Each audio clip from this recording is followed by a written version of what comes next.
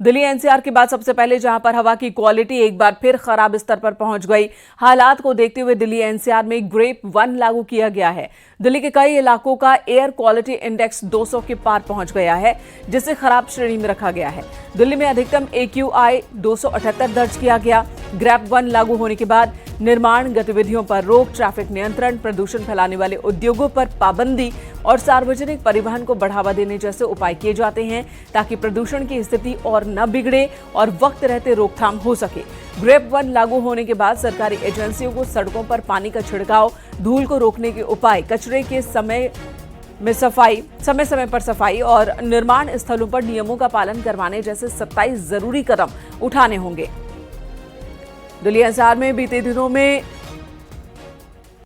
बेहतर हुआ था, प्रदूषण का स्तर सुधरा था, लेकिन अब एक बार फिर ये खराब की श्रेणी में है। विनीत कुमार हमारे सहयोगी इस वक्त हमारे साथ मौजूद है। विनीत, ग्रेप 1 लागू कर दिया गया है और इस वक्त 278 है AQI, इसकी वजह क्या बताई जा रही है? निश्चित तौर पर मैं आपको बताना चाहूंगा कि जिस तरह से वेस्टर्न डिस्टर्बेंस हुआ और थार मरुस्थल से जो तूफानी हवा चली, उसके कारण जो है दिल्ली एनसीआर का जो मौसम है या फिर हम कह सकते हैं प्रदूषण का स्तर है वो जो है वो खराब हो गया है। एक बड़ी बात यहाँ पर मैं आपको बताना चाहूंगा कि हालांकि मौसम वैज्ञानिकों से हमारी बात हुई, उनका साफ तौर पर कहना था कि निश्चित तौर पर थार मरुस्थल से जो है वो हवा चली थी और जिसके कारण जो है दिल्ली एनसीआर का जो हवा की क्वालिटी है वो खराब हुआ था।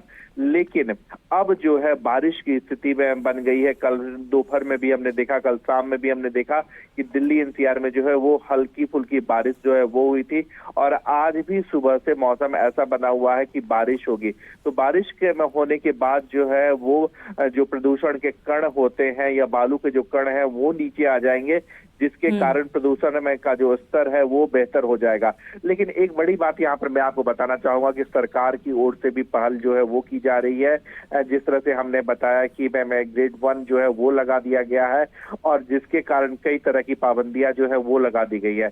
एक बड़ी बात यहाँ पर यह है कि जो BS4 डीजल गाड़ियां होती हैं उनके अब चलने की जो संभावना है वो पूरी तरह से खत्म कर दी गई है, उन पर पाबंदी लगा दी गई है। अब डीजल की BS4 की गाड़ियां जो है अब नहीं वो चल नहीं चल सकेंगी पाएंगी। इसके साथ ही साथ सरकार जो है वो यह भी कोशिश कर रही है कि 10 साल से पुरानी डीजल की गाड़ी और 15 साल से पुरानी पेट्रोल की गाड़ियां जो है वह भी दिल्ली एनसीआर में ना चले, उनको पेट्रोल ना मिले, इसकी भी पूरी कोशिश और कवायद जो है वो की जा रही है। तो साफ तौर पर पूरी तरह से कोशिश जो है वो सरकार के द्वारा की जा रही है और मौसम की भी मेहरबानी रहेगी तो निश्चित तौर पर अगले कुछ ही दिनों में जो दिल्ली का प्रदूषण स्तर बढ़ा हुआ है वह कम हो जाएगा। जी, धन्यवाद आपका इस वक्त पूरी जानकारी देने के लिए। एक तरफ ग्रेप 1 लागू किया गया है, दूसरी तरफ हल्की बारिश शुरू हो गई है, तो उम्मीद है कि चीजें बेहतर हो जाएंगी बहुत जल्द। धन्यवाद आपका इस वक्त विनीत पूरी जानकारी देने के लिए। बिजनौर से खबर, जहां कार सवार बदमाशों ने एक ट्रक ड्राइवर के साथ मारपीट की और फायरिंग की है। मामला शहर कोतवाली क्षेत्र के चक्कर चौराहे का है। मौके पर पहुंची पुलिस टीम को देख कार सवार बदमाश फरार हो गए। सलमाबाद के पास बदमाशों की कार बिजली के पोल से टकराई और नहर में गिर गई। बदमाशों का पीछा कर रही 112 की पुलिस टीम उन्हें बचाने के लिए नहर में कूद गई। बिजली का पोल टूटने से तार नहर में जा गिरा और करंट की चपेट में आने से दोनों आरोपी और दोनों पुलिस वाले जख्मी हो गए। घायलों को अस्पताल के लिए भेजा गया। इलाज के दौरान सिपाही मनोज कुमार की मौत हो गई, जबकि दूसरा सिपाही गंगाराम और दोनों बदमाशों का इलाज चल रहा है अस्पताल में।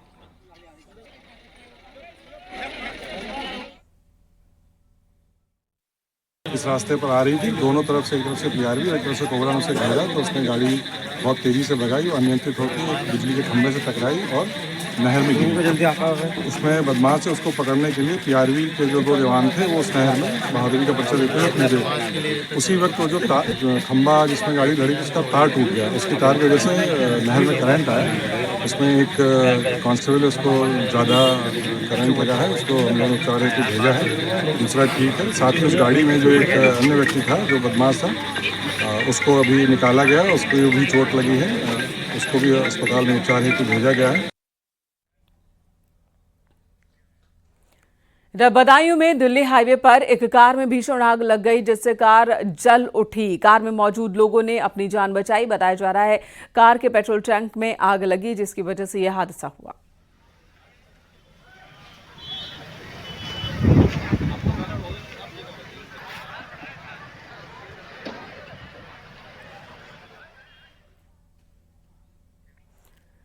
यूपी में अपराधियों के खिलाफ पुलिस का एक्शन लगातार जारी है। आगरा में पुलिस की बदमाशों के साथ मुठभेड़ हुई है, जिसमें एक बदमाश के पैर में गोली लगी। आरोपी के पास से तमंचा, कारतूस और मोबाइल फोन बरामद किया गया। वहीं गोरखपुर में एक लुटेरे को पुलिस ने एनकाउंटर के दौरान गिरफ्तार किया, जबकि उसका साथी भाग निकला। शातिर बदमाश पर तकरीबन 35 मुकदमे दर्ज हैं। गाजियाबाद में भी पुलिस एनकाउंटर हुआ। यहां पर पुलिस ने एक आरोपी को पकड़ा है, जो कि जख्मी भी है। पकड़े गए बदमाश के कब्जे से तमंचा, जिंदा कारतूस, बाइक और कैश बरामद किया गया है।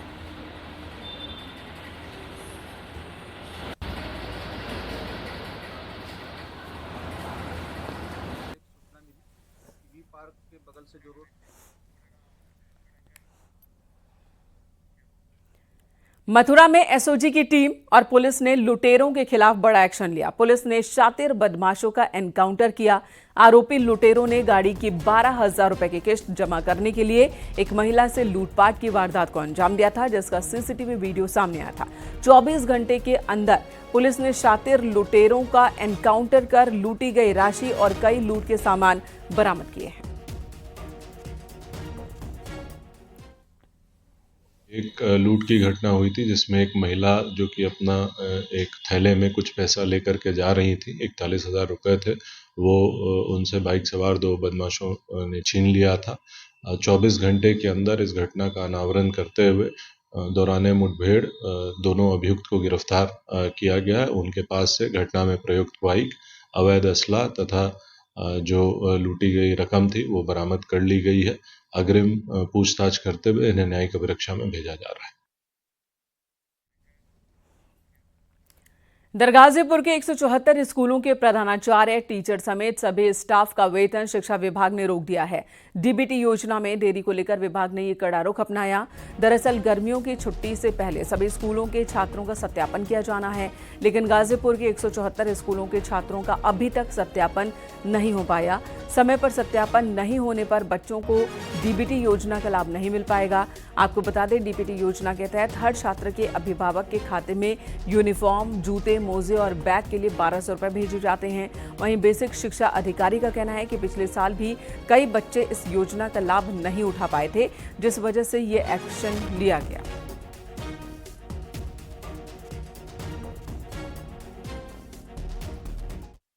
जनपद में 174 विद्यालयों के जो भी टीचर, प्रिंसिपल हैं, इन लोगों का वेतन रोकने का मामला, क्या मामला है सर? डीबीटी बच्चों को दिए जाना प्रावधानित है, जिसके अंतर्गत परिषदीय विद्यालयों में पढ़ने वाले बच्चों के डीबीटी दिए जाने के लिए उनके आधार का सत्यापन किया जाता है। बच्चों का सत्यापन पूर्ण न होने की वजह से इन विद्यालयों के शिक्षकों का वेतन रोका गया है और उन्हें यह निर्देश दिया गया है कि अति शीघ्र उनका सत्यापन करें, जिससे उनका वेतन निर्गत किया जाए। सपा महासचिव रामगोपाल यादव ने दोबारा व्योमिका सिंह और एयर मार्शल भारती की जाति बताई। रामगोपाल ने अपनी पोस्ट में एक बार फिर कर्नल कुरैशी समेत कई सैन्य कर्मचारियों और अधिकारियों की जाति का जिक्र किया। रामगोपाल के विवादित बयान पर सियासी तूफान थमने का नाम नहीं ले रहा। इसी पर आपको ये रिपोर्ट दिखाते हैं। व्योमिका सिंह हरियाणा की जाति और एयर मार्शल भारती पूर्णिया के यादव हैं, तो तीनों तो पीडीए के थे। ये तो रहा सपा महासचिव राम गोपाल यादव का वो बयान, जिसके बाद सियासी गलियारों में हंगामा मच गया। लेकिन इसकी परवाह किए बिना राम गोपाल यादव ने दोबारा व्योमिका सिंह और एयर मार्शल भारती की जाति बताई। राम गोपाल ने अपनी पोस्ट में एक बार फिर कर्नल सोफिया कुरैशी समेत कई सैन्य कर्मियों और अधिकारियों की जाति का जिक्र किया। लेकिन देश की वीरांगना बेटी पर जातिगत बयानबाजी अब समाजवादी पार्टी के बड़े नेता राम गोपाल यादव के गले की फांस बन गई है। सीएम योगी आदित्यनाथ ने राम गोपाल यादव के बयान पर जोरदार प्रहार किया है। सेना की वर्दी जातिवादी चश्मे से नहीं देखी जाती है। भारतीय सेना का हर सैनिक राष्ट्र धर्म निभाता है, न कि किसी जाति या मजहब का प्रतिनिधि होता है। ये वही मानसिकता है जो तुष्टीकरण और वोट बैंक की राजनीति में राष्ट्र भक्ति तक को बांटने का दुस्साहस करती है। बीएसपी सुप्रीमो मायावती ने भी राम गोपाल यादव के बयान पर हमला किया। पाकिस्तान में आतंकियों के खिलाफ भारतीय सेना के ऑपरेशन सिंदूर के पराक्रम से पूरा देश एकजुट और गौरवान्वित है। ऐसे में सेना को धर्म और जाति के आधार पर आंकना या बांटना घोर अनुचित है। राम गोपाल यादव के बयान पर डिप्टी सीएम ने भी पलटवार किया है। उन्होंने कहा कि ये सेना का अपमान है, ऐसे बयान शर्मनाक हैं।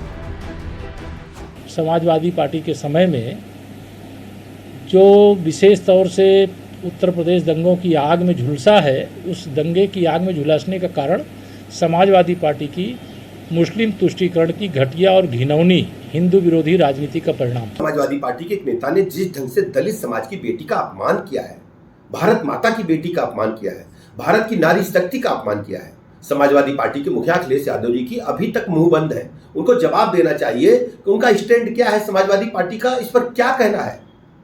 दलित समाज की बेटी को जाति सुदक शब्दों से पुकारना, इस्तेमाल करना, ये कहां तक उचित है?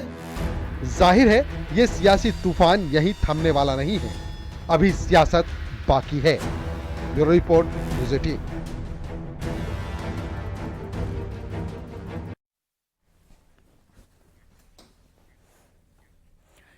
इधर एसपी सांसद अवधेश प्रसाद ने भी रामगोपाल यादव के बयान का समर्थन किया और कहा कि उन्होंने बहुत तार्किक बात की है। वहीं रामगोपाल के बयान पर बीजेपी ने प्रहार किया। बीजेपी ने इसे सेना का अपमान बताया और माफी की मांग की है। आदरणीय प्रोफेसर रामगोपाल यादव जी ने जो उत्तर प्रदेश और पूर्वी भारत के बारे में जात के संबंध को लेकर बात कही है, बहुत ही सच और तार्किक बात कही है और जिसमें किसी साक्ष्य की जरूरत नहीं। प्रोफेसर रामगोपाल यादव जी द्वारा उनको तो जो सेना की ब्रीफिंग होती थी उसमें पीडीए दिखने लगा। शर्म की बात है कि कोई इस प्रकार की राजनीति की बात करे। हमारी सेनाएं सब को लेकर के साथ चलती हैं, सब के लिए काम करती हैं, न किसी पीडीए के लिए, न किसी और ऐसी एक्रोनिम के लिए, किसी और ऐसे जातिगत समूह के लिए। मेरा पुनः सभी ऐसे नेताओं से अनुरोध है कि अपने शब्दों, अपने विचारों को संयम दें और हमारी सेनाओं के मनोबल को नीचा करने के लिए कोई भी ऐसा काम नहीं। भारत की बेटी ने तब हमारे सभी लोगों का, सिर्फ महिलाओं का नहीं अपितु पूरे भारतवर्ष को लीड किया ऑपरेशन सिंदूर में। मैं समझती हूँ ऐसी हमारी जो बेटियां होती हैं, हमारी छाती बड़ी गर्व से भर जाती है कि हम ऐसे बच्चों के जो है बारे में ऐसे डेरोगेटरी रिमार्क्स अगर देंगे तो भारत के अन्य महिलाएं क्या सोचेंगे, अन्य जो है बेटियां क्या सोचेंगी। वो संबल के रूप में है, एक प्रतीकात्मक चिन्ह है शौर्य का। तो मैं समझती हूँ कि ये बहुत गलत बात है। उनकी पार्टी को, इंडी गठबंधन को, उनको स्वयं को इस पे किसी प्रकार की सफाई न देते हुए सीधा सीधा माफी मांगनी चाहिए।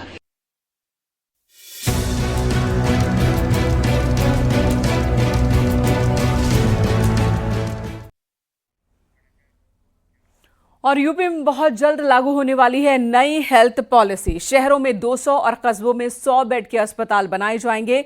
20 जिलों में जमीन आवंटन की प्रक्रिया शुरू हो चुकी है। योगी सरकार ने स्वास्थ्य सेवाएं बेहतर करने के लिए न्यू हेल्थ पॉलिसी को जल्द तैयार करने के निर्देश दिए।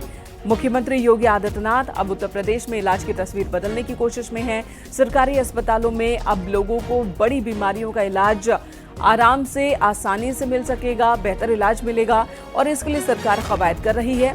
नई स्वास्थ्य नीति लेकर आई है सरकार, जो अगले 5 साल तक लागू रहेगी। खास बात यह है कि सरकार अब इस सेक्टर में निजी निवेश को बढ़ावा दे रही है ताकि सुपर स्पेशलिटी सुविधाएं गांव और शहरों तक पहुंच सके। मुख्यमंत्री योगी आदित्यनाथ ने हाल ही में स्वास्थ्य विभाग के वरिष्ठ अधिकारियों के साथ एक बैठक की और इस पॉलिसी को अंतिम रूप देने के निर्देश दिए। इस नीति के जरिए सरकार ने तय किया है कि प्रदेश के हर जिले में 100 से 200 बेड वाले आधुनिक अस्पताल बनाए जाएंगे।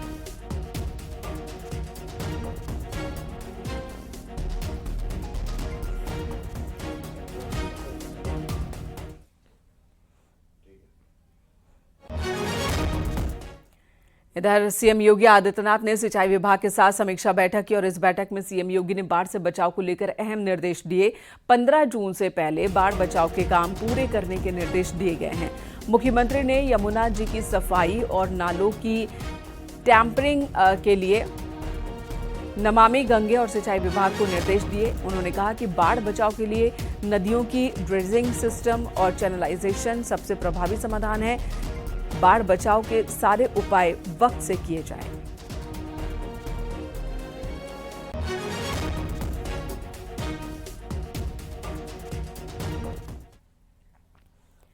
आज भी मुख्यमंत्री योगी आदित्यनाथ कई विभागों की बैठक लेने वाले हैं। सुबह 10:30 बजे आयुष विभाग का प्रेजेंटेशन देखेंगे।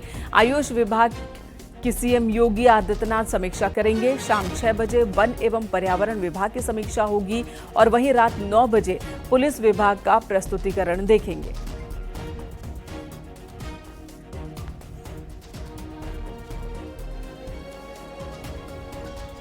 तो आज भी कई अहम बैठकें हैं, अलग अलग विभागों की बैठक ले रहे हैं सीएम योगी आदित्यनाथ। संकेत मिश्रा हमारे साथ जुड़ गए हैं। संकेत, सबसे पहले बताएं, सुबह 10:30 बजे आयुष विभाग का प्रेजेंटेशन देखने वाले हैं।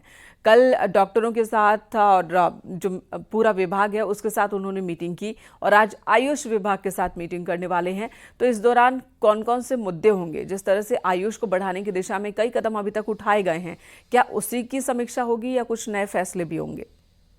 देखिए, मुख्यमंत्री योगी आदित्यनाथ पिछले कई दिनों से लगातार हर विभाग की समीक्षा बैठकें कर रहे हैं, प्रस्तुतिकरण में मौजूद रह रहे हैं।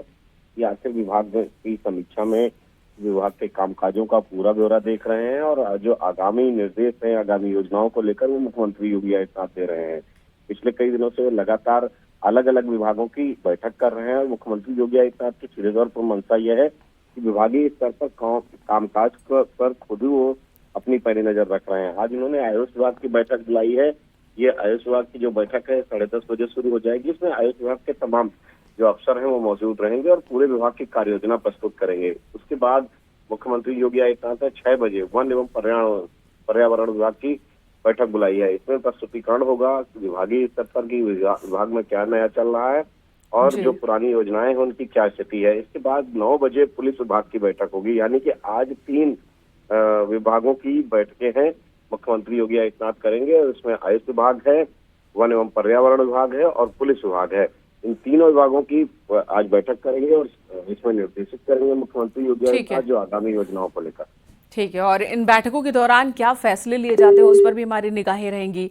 धन्यवाद आपका। इस वक्त हमारे साथ संकेत जुड़े हुए थे। अगली खबर का रुख कर लेते हैं। बड़ी खबर